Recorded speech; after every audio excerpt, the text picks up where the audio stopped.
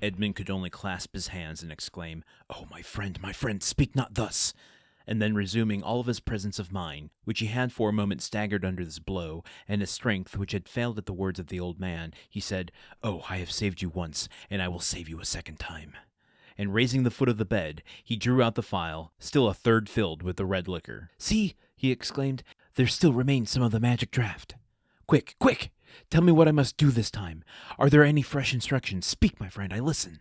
"There's not a hope," replied Faria, shaking his head. "But no matter. God wills it that man whom he has created, and in whose heart he has so profoundly rooted the love of life, should do all in his power to preserve that existence, which, however painful it may be, is yet always so dear." "Oh, yes, yes," exclaimed Dante, "and I tell you that I will save you yet." "Well, then, try. The cold gains upon me. I feel the blood flowing towards my brain. These horrible chills, which make my teeth chatter and seem to dislocate my bones, begin to pervade my whole frame. In 5 minutes, the malady will reach its height, and in a quarter of an hour there will be nothing left of me but a corpse." "Oh!" exclaimed Dante, his heart wrung with anguish. "Do as you did before, only do not wait so long. All the springs of life are now exhausted in me, and death," he continued, looking at his paralyzed arm and leg, "has but half its work to do. If after having made me swallow 12 drops instead of 10, you see that I do not recover, then pour the rest down my throat. Now lift me on my bed, for I can no longer support myself." Edmond took the old man in his arms and laid him on the bed. Okay, I'm not trying to play this glibly or with any kind of compromising undertones. Faria is talking a lot. I'm just saying he's very verbose on his way out the door, if that's in fact what's happening here. We could all be so lucky to have our last words fill literal pages of a chapter. I don't know that I have a whole lot to add to this. I guess Faria has been one of these characters that I don't know if it's my read on him or if he is just kind of wishy-washy with from one moment to the next, having hope, not having hope, embracing something, not embracing something, dismissing it. Like, I'm going to escape with you. I'm not going to escape with you. I can't escape with you. I'm going to die here. Oh, you're going to carry me?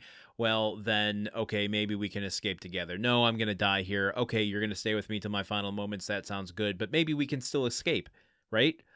And even here, what seems like his third attack, as the title of this chapter is called, he's like, no, I'm going to die. I'm going to die. It's all over for me. Look at my state. I'm this is gone. There's no more. And Dante's like, no.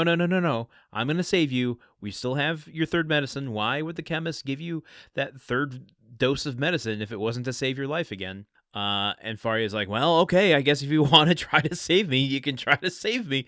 Like, oh my God, I can't with him. So I don't think this applies very directly to what the passage we just read was, but I've been in these biographies on Dumas.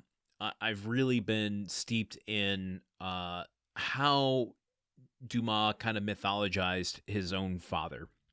That the legend of his father kind of loomed large over, everything he did, really, how he saw the world. And so it's interesting that Dumas creates a character in Faria that kind of reinvents or sets a path for Dante, and that his legacy is going to loom larger than his life will.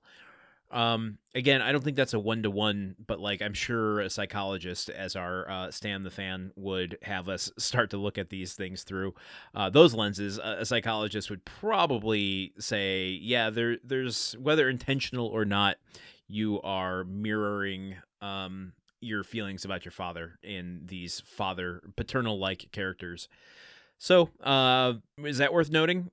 Okay, here's a few factoids about General Thomas Alexandre Dumas.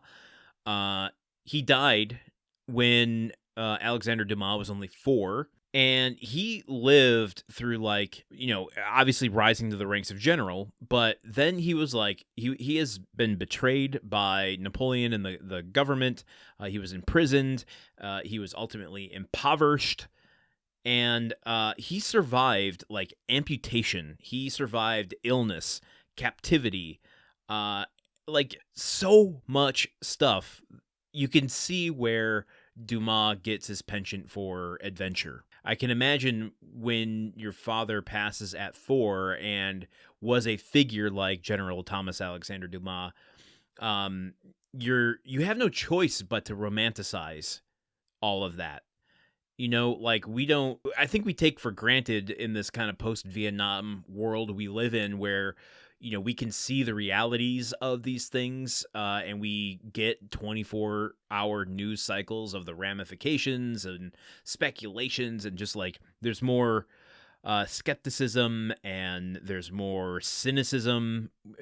I'm not saying that's not rightly deserved, but you know, in 1844 or even earlier, so when General Dumas died, like all you have are the stories from, you know, the warfield and what's being passed down to you. That's not news. That's, you know, that's going back to like oral traditions of storytelling.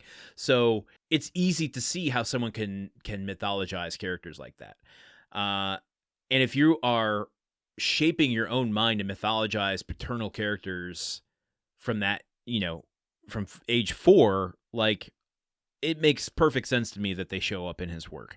Anyway, let's continue with chapter 19 tomorrow with even more of chapter 19 tomorrow here.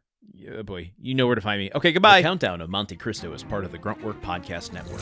This show is produced, edited, and hosted by Landon Solano. The original text of The Count of Monte Cristo by Alexandre Dumas. Theme song by Magic Solo. If you want to support the show and others like it, visit patreon.com/gruntworkpod. Thank you for listening. See you tomorrow.